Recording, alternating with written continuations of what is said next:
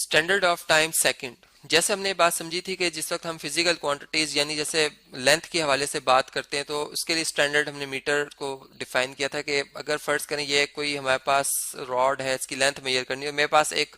एक इंस्ट्रूमेंट है जी, इसकी मदद से मैं इसका मुवाजना करता हूँ कि ये कितने टाइम्स इस येलो वाली स्टिक से रखने से ये इसके बराबर बनता है। तो फर्ज करें मैं ऐसा इसको रखता हूँ और मैं देखता हूँ कि ये 8 टाइम या 9 टाइम जो है ये येलो स्टिक अगर इसको लिखा जाए, इस येलो स्टिक से मल्टीप्लाई किया जाए तो फिर ये जो व्हाइट कलर में स्टिक थी उसकी लेंथ के बराबर आ जाता है। और यही अगर स्टैंडर्ड बन जाए तो फिर इसको पूरी दुनिया में अगर मुतारिफ कर दिया जाए तो ये स्टैंडर्ड बन जाएगा कि ये स्टैंडर्ड है जी किसका, लेंथ का। और अगर इसको 1 मीटर कह दिया जाए तो फिर हम यूं कह देंगे कि 1 मीटर इतना डिस्टेंस है जो कि फिर कहीं भी दुनिया में कहीं भी इसको मेजरमेंट करना है तो इसके के हिसाब से हम जो है वो चीज़ों को आपस में कंपेयर कर सकते हैं। अब इसी बात को अगर मैं यूं कहूँ कि अगर हमारे पास फर्ज करें अब टाइम के हवाले से बात करनी है और हम यूं कहें कि एक हमारे पास जो है वो एक एक थ्रेड है जी, ठीक है, एक धागा ले लेते हैं और इस धागे के एक सिरे को छत से और दूसरे को अगर हम इसके साथ कोई एक मैसिव चीज यानी एक ऐसी चीज जिसका कोई मैस हो, ज्यादा मैस हो, उसको अटैच कर लेते हैं। और अब अगर मैं इस बॉल को जो है वो धकेलता हूँ, यहाँ तक लाता हूँ, ठीक है, यानी इस पोजीशन तक ले आता हूँ, इससे मैं ए पोजीशन कह देता हूँ। और जब मैं छोड़ता हूँ तो ये वापस अपनी उसी बी वाली पोजीशन की तरफ आएगा, लेकिन फिर ये इसी तरह से इस इधर से बी से होता हुआ सी पोजीशन पे आ जाएगा और इस तरह से ये मूव करता रहेगा अपनी इस बी पोजीशन के इर्द गिर्द। अब अगर मैं देखना हो कि ये कितनी देर में इधर से उधर पहुंच रहा है, यानी सी से बी पॉइंट पे पहुंच रहा है और बी से ए, तो इसके लिए ये जो टाइम है बेसिकली इसको कैलकुलेट करना होगा यहाँ पर हमें। और अगर हमने टाइम कैलकुलेट करना है तो फिर इसको आया किस तरह से कैलकुलेट किया जाए, अब ये क्वेश्चन है। तो इसी तरह अगर हम हिस्ट्री उठाते हैं तो हिस्ट्री में जो बहुत यानी हम यूं कह सकते हैं कि एडीज की बात है, 1900 एडीज की। एडीज मींस के ये जो हमारे पास हम यूं कह सकते हैं after the birth of Christ. तो इसमें इस तरह से है कि उस दौर से ही जो है ये चला आ रहा है कि एक दिन को जो हमारा एक सोलर डे होता है इसको 24 पे जब डिवाइड किया जाता है तो हमारे पास जो है वो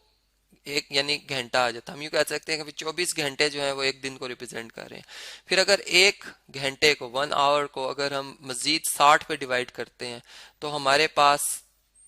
यानी वो मिनट आ जाते हैं, 60 मिनट। यानी हम यूँ कह सकते हैं कि एक घंटे में कितने मिनट्स होते हैं जी, 60 मिनट होते हैं। तो अगर एक घंटे को 60 पे डिवाइड कर दें तो एक हमारे पास मिनट आ जाएगा। और फिर इसी तरह अगर एक मिनट को अगर हम 60 पे डिवाइड कर दें तो हमारे पास जो है वो एक सेकंड आ जाएगा। तो हम यूं कहेंगे कि 60 सेकंड जो है वो बेसिकली कितने मिनट्स के इक्वल हैं जी, 1 मिनट के इक्वल है। तो इस तरह से हमने फिर अगर इसी सारी कैलकुलेशन को मैं यूं कहूं कि जो अल बैरूनी के दौर से जो ये डेफिनेशन चली आ रही है एक टाइम की, कि टाइम का जो सबसे छोटा हमारे पास यूनिट है वो सेकंड है और सेकंड को जो है डिफाइंड इस तरह से किया गया जो कि 1960 में 1961 में भी रीडिफाइंड ऐसे ही हुआ, 1960 में बल्कि इसी तरह से रीडिफाइंड हुआ कि उन्होंने कहा कि अगर एक सोलर डे हो तो आप इसको अगर डिवाइड कर देते हैं जी 84,600 से, बल्कि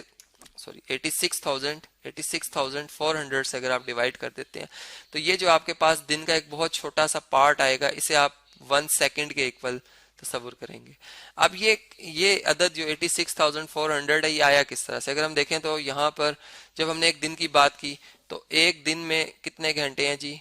24 घंटे हैं, ठीक है, 24 घंटे आ गए। अब 24 घंटे में हर एक घंटे में कितने मिनट्स हैं, 24, यानी हम यूँ कह सकते हैं हर एक घंटे में जो है वो 60 मिनट है, ठीक है, 60 से मल्टीप्लाई करेंगे। फिर हर एक मिनट में कितने सेकंड है, 60 सेकंड है। तो इस तरह से अगर हम इन सारी वैल्यूज को आपस में मल्टीप्लाई करते हैं तो ये 86,400 हमारे पास ये नंबर आता है। तो इस तरह से बात वही है लेकिन उसको जरा रीडिफाइंड करके इस तरह से बयान कर दिया गया। फिर इससे और फर्दर यानी जो जैसा मैंने कहा कि ये बॉल या बॉब इधर से इधर, इधर से उधर, ये कितनी देर में पहुंचेगा। अब ये वो क्वेश्चन था जो कि हमारे लिए इसको फाइंड करना है घड़ी की मदद से, जिसको हम स्टॉप वॉच कहते हैं, वो मुश्किल था। तो स्टॉप वॉच का जो कंसेप्ट है उसकी जो मैन्युफैक्चरिंग है वो ऐसे ही की गई है कि उसमें फिर ड्यूरेशन जो है वो उसको मॉडर्न तरीके से डिफाइन किया गया और यूं कहा गया कि जो मॉडर्न जो डेफिनेशन है हमारे पास टाइम के हवाले से 1 सेकंड की, टाइम नोट कर लिया गया था कि जी इतना जो पार्ट होता है एक दिन का वो 1 सेकंड के इक्वल। अब उसको उन्होंने रीडिफाइंड ऐसे किया कि हमारे पास जो सीजियम जिसका एटॉमिक मास नंबर जो है हमारे पास वो 133 होता है। ये आप देख सकते हैं कि ये इसका अगर स्ट्रक्चर देखें तो इसके प्रोटॉन्स और जो इसके इलेक्ट्रॉन्स की तादाद है वो 50-55 है, लेकिन इसके जो न्यूट्रॉन्स हैं वो ज़्यादा है, 78 है। अब क्या होगा कि हर जो एक पार्ट, हम यूँ कह सकते हैं, एक अगर हम कोई पार्टिकल लेते हैं उसके अंदर बहुत छोटे छोटे एटम्स मौजूद होते हैं, और एटम्स जो है वो अपनी यानी बॉन्डिंग उन्होंने, या इस तरह से हम कह सकते हैं कि वो आपस में जो है वीक जो फोर्सेस उनकी वजह से ये अटैच होते हैं। अब ऐसा है कि वो हमें जो है वो कांस्टेंट नजर आते हैं, लेकिन वो जो होते हैं वो वाइब्रेट कर रहे होते हैं। इनके अंदर जो शेल्स होते हैं, इनमें जो ये इलेक्ट्रॉन्स हैं, अगर हम देखें जो कि न्यूक्लियस के बाहर मूव कर रहे होते हैं इलेक्ट्रॉन्स, वो एक शेल से यानी एक एक अपनी स्टेबल पोजीशन से अनस्टेबल पोजीशन तक, यानी एक शेल से दूसरे शेल और दूसरे शेल से पहले शेल, इस तरह से वाइब्रेट कर रहे होते हैं। और वो वाइब्रेशन जो होती है वो इतनी क्विक हो रही होती है कि हमें बज़ाहिर वो जो है वो नज़र नहीं आती, हमें वो एक रेस्ट पोजीशन पे ही नज़र आ रहे होते हैं। वो वाइब्रेशन जो है वो हमने देखी कि जिसको कि हम फ्रीक्वेंसी भी कह सकते हैं, कि एक हम यूं कह सकते हैं कि एक सेकंड में जितनी ज़्यादा वाइब्रेशन होती है वो उसकी फ्रीक्वेंसी डिफाइन करती है। तो यहाँ पर हमने देखा कि ये जो वाइब्रेशन कर रहे होते हैं वो अगर मिलियंस बिलियंस में देखें तो वो 9 बिलियन, 19 मिलियन, ठीक है, 19 मिलियन, 26 लाख, 31,770, बहुत ज़्यादा वाइब्रेशन है। ये इतनी ज़्यादा वाइब्रेशन जितनी देर में करते हैं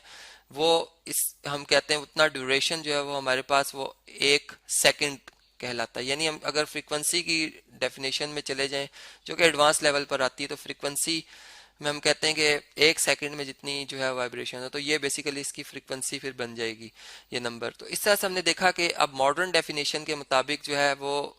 ये डेफिनेशन इस तरह से एग्जिस्ट करती है। फिर इसकी मदद से जो है वो एटॉमिक क्लॉक जो है वो बनाया गया है कि जिसको इतने ही ड्यूरेशन के बाद वो 1 सेकंड उसमें शो कर देता है, डिजिटली डिजिट्स शो हो रहे होते हैं। और फिर इस तरह से स्टॉप वॉच जो आजकल आ रही हैं वो भी डिजिटल आ रही हैं, उसमें डिजिट्स होते हैं, और हम इस तरह से उनको जो है वो सही सही जो टाइम होता है उसको विद इन यानी माइक्रो सेकंड तक भी जो है वो सही सही जो है वो मालूम कर सकते हैं। तो इस तरह से हमने देखा कि जो स्टैंडर्ड है टाइम का